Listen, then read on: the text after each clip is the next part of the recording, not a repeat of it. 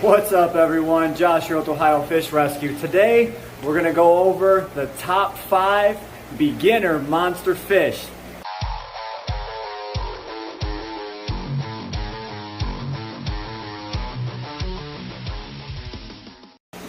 Alright, so first we're going to start off with saying that this is not us condoning, putting large fish into small tanks. These are for the monster fish enthusiasts who want to have the proper size enclosure for these fish. But this is strictly monster fish, and these are for the beginners out there. So we're going to go ahead and start number 5. Alrighty, so coming in at number 5, we're going to stand right here in front of this 4,400 gallon tank. And let's see, who do we have in here? So we're going to start off with saying the Iridescent Shark. These guys are super cheap. They're always at your local fish store. They come in small, but they do get rather massive. Like you can see Schwarzenegger over here. He is a color morph, gold iridescent shark. But these guys do get massive, but they are gentle giants. They look awesome. And if these things are not on your list of monster fish, then I don't know what you're thinking. Because, look at this guy. He's over 20 years old, and he's just slowly cruising the tank, looking awesome. So a little bit about the fish itself. So these are known as, a vegetarian shark. They're not a true shark, but these guys will eat a mixture of anything. They'll eat veggie pellets. They'll eat actual raw vegetables you throw inside the tank. They will eat nothing but protein if that's what you allow. That's what we have Schwarzenegger on here. He loves his protein. That's why he's so big and buff. But we feed them a little bit of shrimp, tilapia. Anybody brings over like cut fish, pollock, cod, basically whatever it might be. But that's what our iridescents like to eat.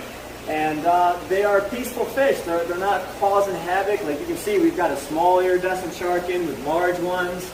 And they're just a peaceful, gentle giant that should be a part of everyone's monster fish setup.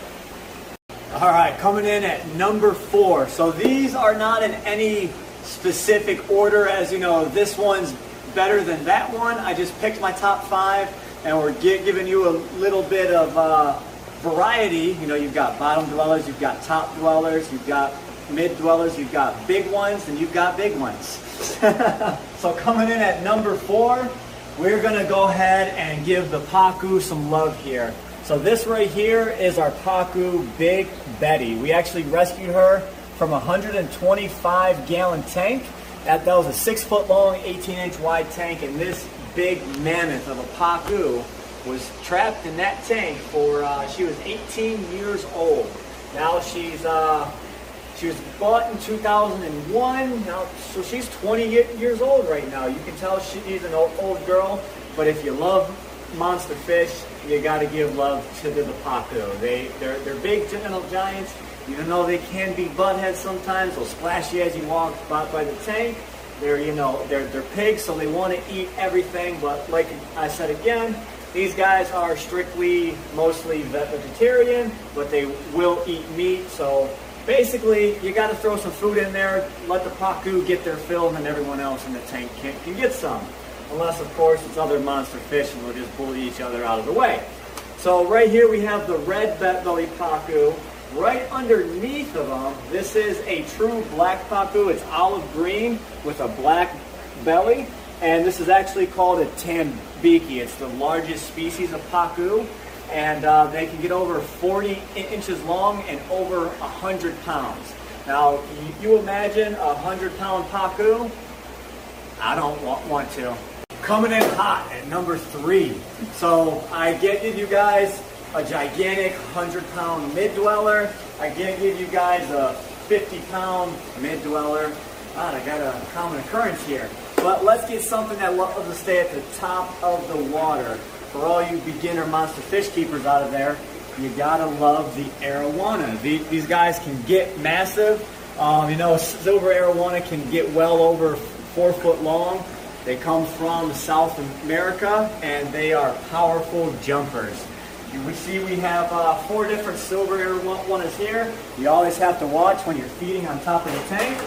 because they're going to come up and they might try and bite you. Oh, look at that, they're all coming over. So, like I said, these guys can get over 4 foot long. They always stay towards the top of the tank. That's not to say they won't rest on the bottom, because they come out at nighttime, and you might have the arowanas sitting on the bottom, and they're just, relaxing and getting some Z's. So most of the time during the day, they're swimming up at the top. They've got a gorgeous, long, slender body. They kind of look like dragons swimming through the water. Like, look at that. What monster fish keeper would not want that in their tank? So not only do we have silver arowana, but you can also get a variety of different arowanas, like this Giardini right here. He comes all the way from Australia. And normally, they are true buttheads, but this one, he doesn't have an attitude on him, so he gets to stay in the community over here. So when we come over to this tank, we also have a black arowana. These also come from South America, and they get about the same size as a silver. When they're juvenile, they're solid black with a yellow outline on their fins. But as they grow, you can see they kind of lose that coloring, and then they just have the color on their fins. Now, if you turn around behind us, if you look all the way over in that 2200, you can see we have a platinum arrow in there that is just another rare color morph. But again, it's just another variant of the South American arowana, which is a great beginner monster fish. All right, so coming in at number 2, of course, we got to give the red-tail catfish some love. So if you come over here, this is actually our platinum red-tail. She's about 34 inches, I'd say. But you can just see the red tails, they get massive. I especially love this one because it's a platinum. As you can see, red tails are probably one of the most abundant catfish that we have. If you come over here and follow me this way, you can see we've got one there. We've got one in quarantine. We've got 2 more phantoms here, another platinum red tail. You can see, even as juveniles, they're just a lovable face in your aquarium, and they act like puppy dogs. So whenever you feed them, they'll come right up to the top of the tank, and they're going to come sucking up that food as soon as you put it in there. If you grow a special bond with your fish, you can even reach in and pet them. All right, so we have those over here. Let's get you a look at a regular red tail. So over here in this 3000, we have a red tail here. This is a red tail with gill curl, but we promised the previous owner that we would keep him here. So there goes about a 30-inch red tail there. Now we have our big monsters out here in the monster pond. So if you look in here, I think we have 5 of them in here. There's one right down there. That's Two-Face. He's got a little 2-tone pattern on his head, half dark, half light. So that's our boy Two-Face. If you come back here, we've got Big Bill, which is actually a female, and then over there on the back wall is a couple more red tails. But that's 10 that I just named right there, and it doesn't look like these guys are going anywhere. They add some great color, great personality to any beginner monster pond. And I say beginner because, you start getting into the realm of monster fish, and a lot of these are not easy to care for. You have to have a certain set of skills to be able to keep some of these fish alive. I say beginner because you can't really, go wrong and kill any of these fish off if you have common fish keeping practice. So I wouldn't tell a beginner to get an arapaima. I'm not saying strictly because of size. I'm saying because you have to know how to care for an arapaima. There's a lot of little tips and tricks that people don't know as to growing out a young arapaima and making sure they grow up right, grow up healthy, and they don't come out deformed with a bent back. They get certain diseases real easily. The fish that I'm pointing out, they hardly ever get sick or get some weird disease that's hard to treat. They're just big, lovable fish. And even if you look down there at them, they're deep black fish with white lines on the side and a bright red tail. which most people don't know, but you can actually bring out the coloring in the tail with select feeds. And if you look at the coloring on their body, usually the ones that are a little bit more yellow instead of white, that is kind of a sign to tell if they're male or female. Alrighty, so coming in at nut number 1 is one of my favorites. They are a common fish, but they are just so cool and so awesome. And that right down here is the Niger catfish, or Oxydorus niger. They also come from South America, and these guys are just freaking sweet. They've got a little like smaller mouth, so they can't really eat fish like the red tail catfish. Anything that fits in their mouth is practically gone. These guys will actually sift through your gravel, and they'll find little chunks of food.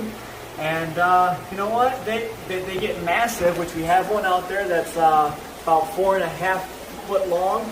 But you know what? You still have to respect Mother Nature, because these beasts, they have bones all the way down the side of their body. And when they're younger, they're super sharp.